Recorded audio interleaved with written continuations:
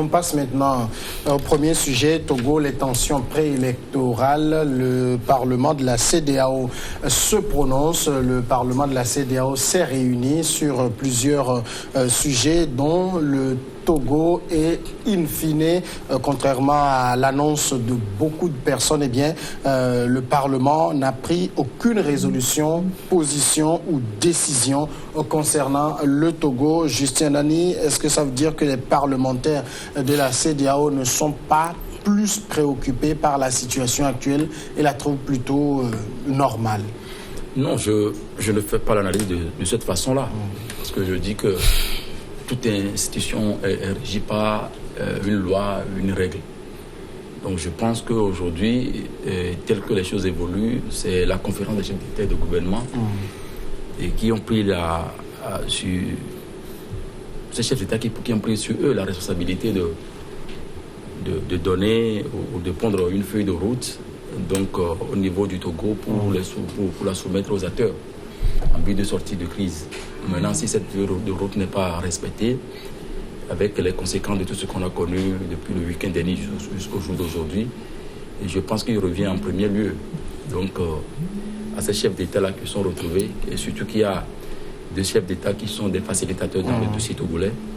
Donc, je trouve, moi, à mon sens, que même si des préoccupations ont été soulevées au cours de cette session des parlementaires de la CEDEAO, certains ont pris position pour soutenir le régime de Lomé dans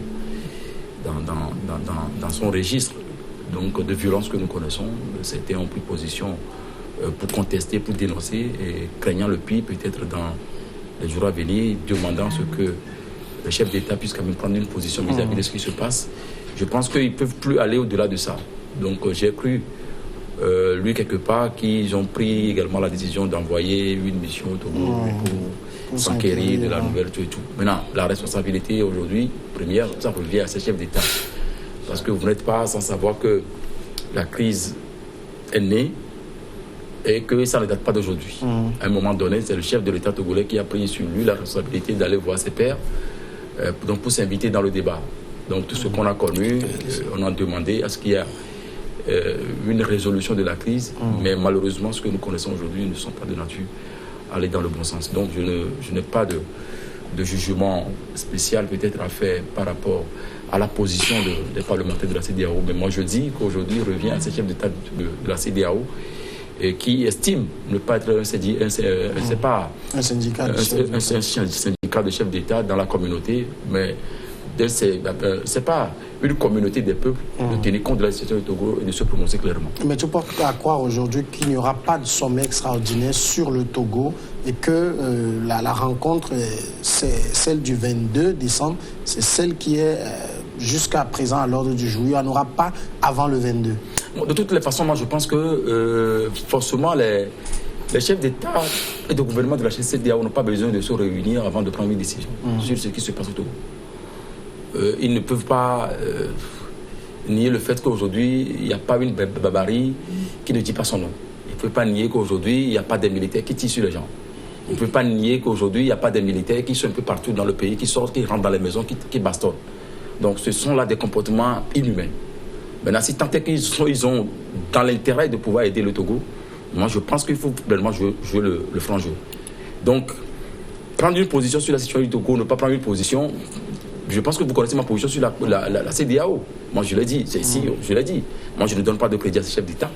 Et je dis la souveraineté appartient à un peuple qui vit dans une dictature militaro et de se libérer. Donc, quand vous attendez de l'extérieur de venir vous libérer, moi, je pense que vous vous trompez. Mais il revient maintenant au peuple togolais de dire à un moment donné, on prend la responsabilité de se libérer de la dictature parce que le régime a encore démontré à suffisance que c'est un régime militaire qui ne connaît que la force brute et qui peut tuer, qui peut assassiner, parce qu'on veut se maintenir au pouvoir, parce que l'enjeu fondamental par rapport aux élections de 2020 et de 20 décembre prochain, c'est 2020 qui se joue. Donc quand on estime ceux qui sont des militants de UNI, aujourd'hui ils sont des candidats indépendants, tout ce qu'on voit là, je pense que c'est le faux fuyant. Il faut avoir le courage de poser le problème et de discuter là-dessus. Maintenant, si les chefs d'État de la CEDEAO qui se sont invités dans ce dossier croyant aider les Togolais, ils n'arrivent pas à jouer le franc jeu. Moi, je dis qu'à un moment donné, un peuple se libère.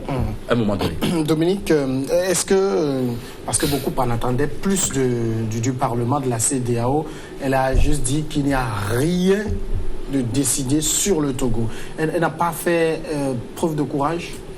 En fait, la CEDEAO, et surtout son Parlement, est lucide. Elle est lucide parce que ce qui se passe au Togo n'est pas si extraordinaire par rapport à ce qui se passe dans d'autres pays. Vous vous rappelez que la dernière manifestation qu'il y a eu en Guinée, Conakry, il y a eu 5 morts. Bon, nous ne faisons pas l'apologie des morts. Et je passe par là pour m'incliner devant la dépouille mortelle de 4 Togolais qui sont tombés naïvement parce que, au fait, on aurait pu éviter cela si Jean-Pierre Fabre et Tchikwi Achadam étaient dans la posture des leaders charismatiques qui tiennent compte de la vie humaine. Les accusés carrément. Mais au fait, c'est eux qui ont demandé à ces enfants-là de sortir et d'affronter. Vous savez, il y a 2 manières de... Je vous dis qu'ils n'avaient rien à voir. Par exemple, le petit dont on parle, il était dans son uniforme de mécanicien, apparemment. Vous savez, il n'avait rien à voir avec la manifestation. Vous savez, nous sommes tous des Togolais. Et les militaires, c'est nos frères, hein, on les voit, on est ensemble. Quand ils disaient le régime dictatorial, militaire, moi ça me fait sourire. Si tel était le cas, on ne devait pas être sur ce plateau en train de faire un débat naturel, normal, où personne ne t'a conditionné à l'entrée de ce studio. Quand si tu dis si on va te faire, non. Tu es venu dans toute liberté. Et comme cela se passe dans toutes les grandes démocraties, pour faire un débat sur un plateau suivi par des milliers ou des millions de Togolais. Donc ça voudrait dire quand même que nous ne sommes pas dans une... Parce que vous allez au Rwanda, vous n'allez jamais voir ce genre de débat. Il n'y en a pas. Donc ce qui s'est passé est vraiment regrettable parce que lorsque la C14, qui veut vraiment le bon... ou le bien-être des Togolais, devait toujours avoir dans ses germes les choses qui peuvent éviter vraiment qu'il y ait mort d'homme. Et vous savez, nos militaires, je disais tantôt, c'est nos frères. On les visite, ils nous visitent, on va chez eux, on mange, ils viennent, ils mangent, on se croise dans la rue, partout. Attends, je ne vois pas quand on se voit là, ils commencent par nous tabasser ou tirer sur nous pour dire que bon, les militaires, ils tirent sur tout ce qui bouge, non. Mais par contre, ce qui s'est passé la dernière fois, c'est la C14 qui l'a voulu ainsi. Et à Gwezongo, Tchikwi a dit à ses partisans d'affronter les forces de sécurité. Vous l'avez entendu? Je ne l'ai pas entendu, mais c'est par rapport à là, parce que vous savez, la caravane qui a quitté le siège de la CDPA, qui a été stoppée au niveau de Sous-Tête, on les a juste dispersés et puis c'est fini. Il n'y a pas eu d'affrontement. Il n'y a pas eu de jet de cailloux contre les agents de sécurité. Il n'y a pas eu... Donc c'est juste... On a utilisé le gaz de lacrymogène comme nous voyons aujourd'hui en France et partout dans le monde. C'est le moyen conventionnel. Mais par contre, à Gwezongo, les jeunes, quand ils voient les forces de sécurité arriver, là, ils les agressent, ils les lancent des cailloux. Vous savez... Qui te dit que le caillou ne tue pas? On te lance un caillou, tu peux tomber raide mort. C'est des humains. Normalement, ils ne doivent pas faire usage des armes. Et d'ailleurs, jusqu'à preuve du contraire, rien ne justifie pas, pour le moment, qu'on a utilisé, les militaires ont tiré. Si pour le moment, le ministre de la Sécurité nous dit qu'on a vu quand même des billes qu'on utilise et dans l'armée et aussi par les chasseurs. Donc on ne sait pas d'où est parti le coup de feu. Et nous savons dans ce pays que lors des manifestations du 19, les gens ont emporté des armes et que l'armée n'a pas pu récupérer toutes ces armes-là et qui circulent dans la nature. Est-ce que c'est fait pour accuser le gouvernement que ça a permis à Justin de le dire que on tire comme si quand tu sors dans la rue tout à l'heure là, tu vois un militaire là, il tire sur toi. Mais et pourtant, nous sommes avec eux, c'est ce que je disais tantôt. Moi je crois que quelque part, la CEDEAO a été lucide et raisonnable. Parce que ce qui se passe au Togo, c'est qu'il y a une opposition qui se dit démocratique, mais qui refuse d'aller aux élections. Mais tout ce qui a été fait, les gens pensent que nous sommes dans un trou et personne ne nous voit. Mais tout le monde nous voit. On a vu qui fait quoi. On a vu les efforts du gouvernement, les concessions que le gouvernement a pu faire à cet effet. Mais on a vu le refus systématique de l'opposition de rester dans le schéma des élections. Qu'est-ce que la communauté internationale peut faire? Justement, vous pensez que le cas parce que vous avez semblé le dire, que les Togolais, du moins l'opposition, a un peu trop les regards tournés vers la communauté internationale? Non, je n'ai pas dit ça. Moi, je donne mon point. Non, ça dit, vous avez dit qu'il faut que les populations elles-mêmes prennent leur destin en main. Est-ce que ça veut dire que pour le moment, on regarde un peu trop vers la communauté internationale? Peut-être que j'ai le sentiment, par rapport à la situation, à un moment donné, bon, les gens peuvent se poser de la question de savoir, puisque lorsque la crise était au paroxysme, bon, les chefs d'État, de gouvernement, ou les facilitateurs, ou le président ghanéen était arrivé à Lomé ici, dans l'intention d'aider le Togo. Je pense que les discussions se sont déroulées et par après, il y a eu la feuille de route. Et dans la feuille de route, il n'y a pas que l'élection législative le 20 décembre. Donc on a recommandé la mise en œuvre d'un certain nombre de points et qui ne datent pas non plus d'aujourd'hui. Quand vous prenez l'accord politique global, ça ne date pas d'aujourd'hui. Vous prenez les 22 engagements, ça ne date pas d'aujourd'hui. Vous prenez même l'accord cadre de Lomé, ça ne date pas d'aujourd'hui. Quand j'écoute, les gens disent que maintenant c'est comme ça s'est passé et l'opposition a boycotté, les gens ont la mémoire courte. Ils ne maîtrisent pas ce qui s'est passé après la signature de l'accord cadre de Lomé en 1999. Et où le chef de l'État d'alors, Feu Yadema, a donné sa parole de militaire de ne pas toucher ce virgule dans la constitution togolaise et par après, il a sauté le verrou. Je fais le constat aujourd'hui, par rapport à ce qui se passe, que ça ne date pas d'aujourd'hui. Et c'est la pratique de ce régime. Donc, c'est le maintien du pouvoir. Et ce maintien du pouvoir, on donne l'impression qu'on fait la démocratie. On met les institutions en place, mais toutes ces institutions-là sont tellement caporalisées. Donc, ça, c'est le constat. Si on arrive aujourd'hui... Enfin, Dominique parle parce qu'on est en train d'échanger dans un débat contradictoire sur le plateau ici. C'est parce qu'on n'est pas dans une dictature. Je pense que c'était une lutte qui n'a pas été aussi facile. Les gens ont été emprisonnés avant que le code de la paix ne soit dépénalisé.